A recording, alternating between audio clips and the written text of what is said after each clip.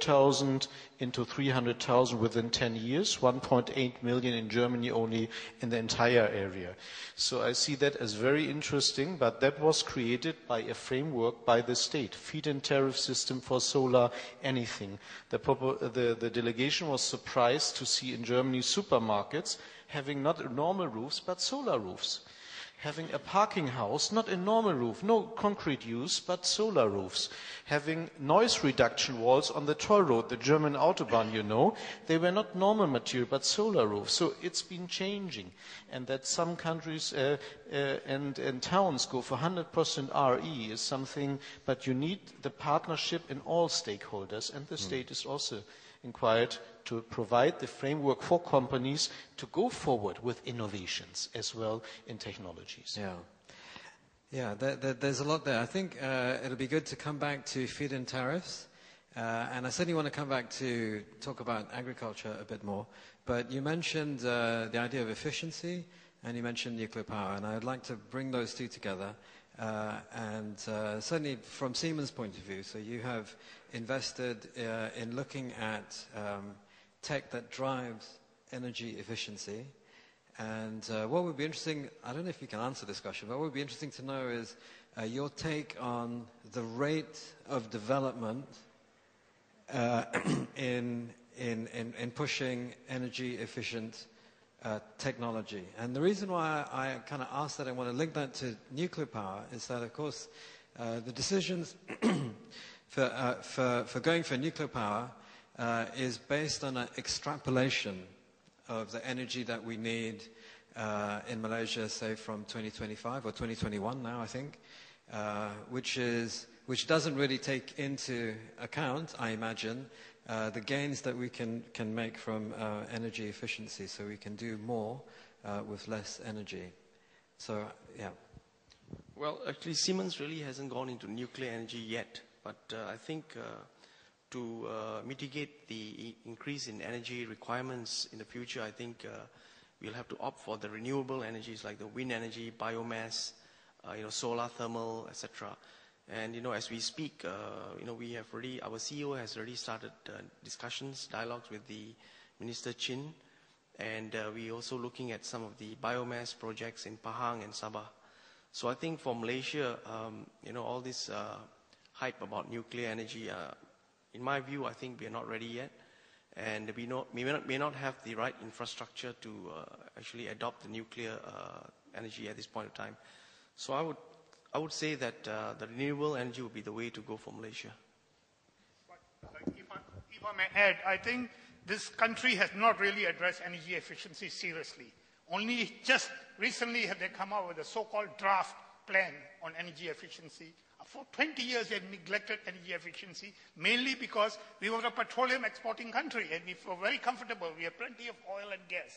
So there was a complacency, while our other ASEAN neighbors, including Thailand, actually have been addressing these issues more aggressively. So we have lost a lot of time, and I think it's about time the government really addresses, in Malaysia's case at least, the energy efficiency first, before it goes and rushes into problem areas like nuclear, despite the fact that they make it's not a problem area.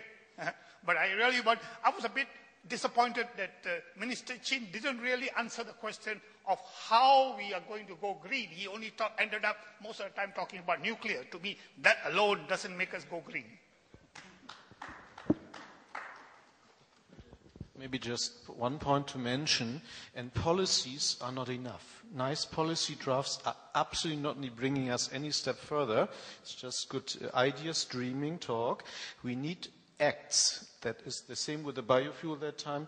If the industry, we're talking about companies, the innovations, not only the big guys sitting here, the small ones, they need security for an investment in new products and services, even installation business, or everything. There must, following the policy, which is good and perfect, what we have here by Najib, by others, Green Tech Councils, we have a lot of things coming up, very good, but we need the acts, Renewable Energy Act, feed-in tariff, other things, to give the industry a chance to grow. And this is the difference in renewable energies like solar installation. This will make employment different to nuclear. We have 600, 500 people working, that's it. I'm not for it or against it.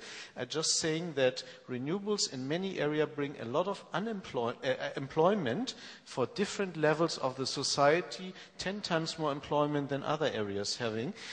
But we need a Renewable Energy Act to give security for the private business to start up and to calculate. And this can't change with the change of government. This is what German case has experienced. We need their sincere long-term investment because this could happen anywhere in the world.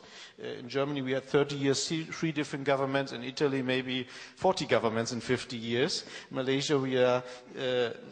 But the point is we need consistency over different governments in that respect to give security for investment for the private sectors, big or as small. But energy efficiency Thomas. is only cheaper than renewables. Energy efficiency is only cheaper than renewables. Yeah. Thomas, let me add some dimension to that. And we at Bayer are very long in this energy consumption optimization business for self-interest. It's an economic-driven, besides being a society-driven subject. If you look at all, and your question was, where are we going and how can we be more energy efficient?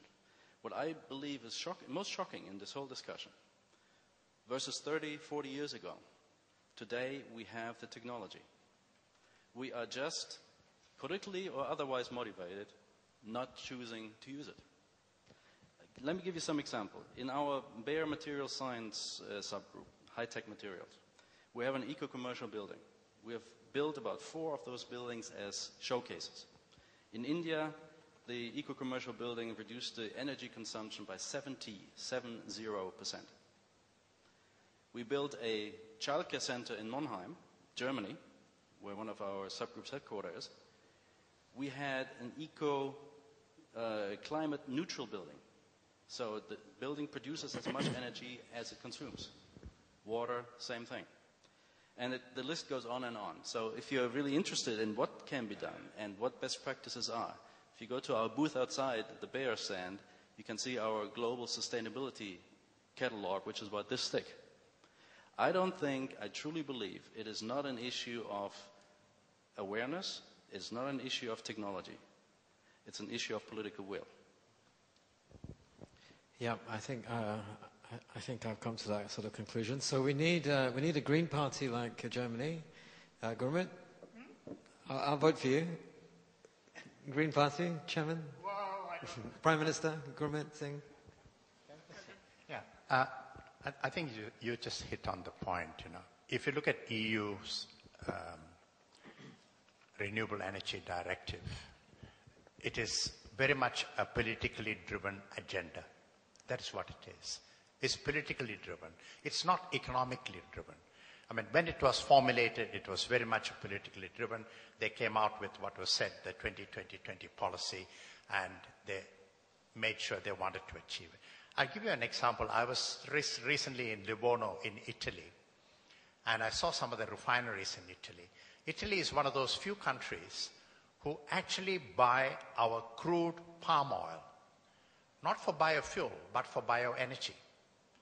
They blend it with the medium fuel oils to create heat and bioenergy, not biofuel, bioenergy, for which they get their carbon credits and they get a subsidy from the thing. Now, of course, the moral debate of food versus fuel is there. Should you be converting a nutritious product like palm oil into energy, or should you be providing this for the world's poor as a nutrition issue? But in this country, I've sat on all these government committees on bioenergy for the last so many years. There has always been, some of the committees are headed by the Prime Minister himself. And you get opposition coming in from various other sectors if you want to push the bioenergy bill through. Biofuels, for example, there was an idea started a few years back, why not use the excess palm oil for biofuel? Government liberally issued 92 licenses, and we have about 25 plants coming up. At the moment, every single one is closed, not operating. Since May, even the last few remaining biofuel plants have been closed. economically not available. Let me just give you one little equation for you to remember. The feedstock, remember, palm oil is a low-priced vegetable oil. At 2,600 ringgit yesterday, I don't know what the price is today, it converts to $120 per barrel. Okay? And your crude oil is selling at $75 a barrel. You see, the whole equation came about in 2008 when crude oil went to $145 a barrel.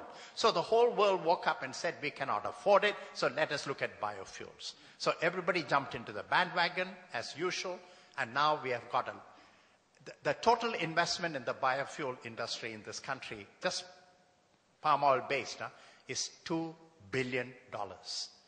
Idle plants sitting there. Classic example. And we have repeated this mistake over and over again. In Malaysia, we never learned from this, because our ministries cannot coordinate. Everyone have their own agenda. And this is the problem that we face here. And we are a small country with a huge landmass. Only thing we should be looking at is conversion of biomass to liquids. What the Japanese are addressing, what the Chinese, in fact, I met the Chinese just a few months ago. They have made it very clear in China, no food will be converted to biofuels or bioenergy. They will not allow it. And Japan, classic example of converting biomass to biogas and running the farm machineries and everything else. Look at the American model. Soybean is converted into biodiesel. But where does the biodiesel go? It goes back to the farm. It doesn't go into the public transportation system. So the farmer benefits from the whole equation. That's the sort of policy we should be looking at. Yeah, well, having conversations across ministries is very difficult, and joined up thinking is even harder. I heard the bell go, but can we have some, do we have time for questions from the floor? Just one more. Oh, there you are. I was looking over there. Anybody got a question? A burning question? Or a not burning question? No? Anybody out there? Everybody's tired, yeah. It's been a long day. So do we finish? Okay, thank you.